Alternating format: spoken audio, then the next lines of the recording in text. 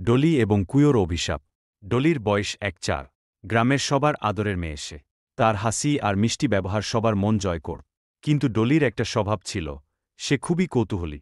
যে কোনো রহস্যময় জিনিস তাকে খুব আকর্ষণ কর। গ্রামের প্রান্তে ছিল এক পুরনো কুয়ো। কুয়োটিকে সবাই অভিশপ্ত কুয়ো বলে ডেকেছে বহু বছর ধর।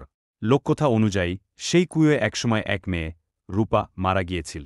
তখন থেকেই রাত নামলেই সেই কুয়ো থেকে কান্নার আওয়াজ ভেসে আসে।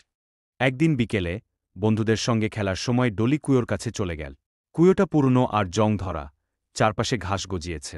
ডলি কুয়োর ভেতরে উকি দিল। হঠাৎ মনে হল কেউ যেন ফিসফিস করে বলছে, ডলি, এখানে এসো। ডলি চমকে উঠ, ভয়ে এক পা পেছনে সরাল। কিন্তু তার কৌতূহল তাকে থামতে দিল না। সে কুয়োর ভেতরে তাকিয়ে বলল, তুমি কে? কি চাও? কয়েক মুহূর্ত নীরবতার পর কুয়ো থেকে একটি মিষ্টি গলা শোনা গেল, আমি রূপ।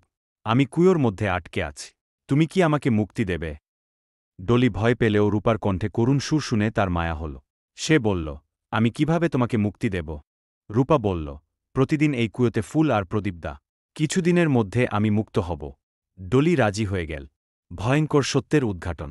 ডলি প্রতিদিন কুয়োর কাছে গিয়ে ফুল আর প্রদীপ দিয়ে আস। দিন দিন তার আচরণে পরিবর্তন আসতে শুরু কর। সে ঘুমাতে পারত না, খেতেও চাইত না। মাঝরাতে সে কুয়োর দিকে তাকিয়ে ফিসফিস করে কথা বল। এক রাতে ডলির মা তাকে অনুসরণ করলেন। দেখলেন, ডলি কুয়োর ধারে বসে কথা বলছে। কিন্তু সেখানে আর কেউ নেই, শুধু বাতাস বইছে। মা ভয় পেয়ে গেলেন। ডলির মা তাকে বারবার বলতেন, সেই কুয়োর ধারে কাছেও যাস না, সেখানে কিছু অশুভ শক্তি আছে। কিন্তু ডলি সেসব কথায় কান দেয়নি। তার মা এই পরিবর্তন লক্ষ্য করে তাকে জিজ্ঞেস করলেন, তুই ঠিক আছিস তো, মা? ডলি উত্তর দিত, রূপাকে মুক্ত করতে হবে। আমি ঠিক আছি। পরদিন গ্রামে এক মুরব্বিকে ডেকে আনা হল। মুরব্বি বললেন, রূপার আত্মা মুক্তি চায়, কিন্তু তার চাহিদা পূরণ করলে সে তোমার মেয়ের উপর সম্পূর্ণ অধিকার নিয়ে নেবে। এটা বন্ধ করতে হবে। অভিশাপের সমাপ্তি। মুরব্বি ডলির মা বাবাকে পরামর্শ দিলেন পূজার আয়োজন করতে। রাতের বেলায় কুয়োর চারপাশে প্রদীপ জ্বালিয়ে মন্ত্রপাঠ শুরু হল। কুয়ো থেকে হঠাৎ প্রচণ্ড বাতাস বইতে লাগ। ডলি অজ্ঞান হয়ে পড়ে গেল। মুরব্বি বললেন, রূপার আত্মা এখন আমাদের বাধা দিতে চাইছে, কিন্তু আমরা থামব না। পূজা শেষ হলে কুয়ো থেকে এক সাদা আলোর বল বেরিয়ে আকাশে মিলিয়ে গেল। ডলি তখন ধীরে ধীরে জ্ঞান ফিরে পেল। ডলি বলল, আমি স্বপ্নে দেখলাম, রূপা আমাকে ধন্যবাদ জানিয়ে বলল, সে মুক্ত হয়েছে। সেই রাতের পর থেকে আর কখনো কুয়ো থেকে কান্নার আওয়াজ শোনা যায়নি। গ্রামবাসীরা কুয়োটি বন্ধ করে দিল, আর ডলির জীবন স্বাভাবিক হয়ে গেল।